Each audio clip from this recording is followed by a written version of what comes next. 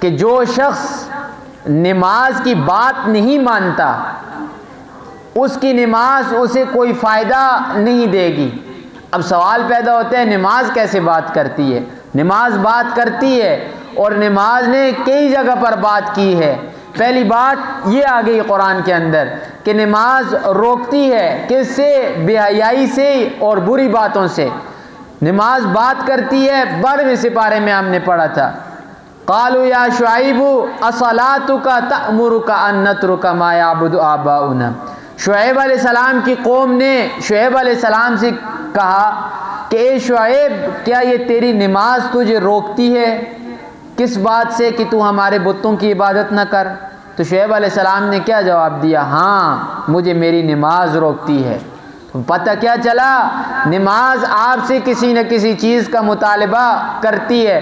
وہ کیا ہے کہ نماز آپ سے مطالبہ کرتی ہے کہ بے حیائی سے بھی روکے رہو اور بری باتوں سے بھی روکے رہو۔ تو اب نماز پڑھتے ہیں لوگ، بے حیائی سے نہیں روکتے، ادھر ہی مسجد کے اندر آ کر نماز پڑھتے ہیں، بڑی بڑی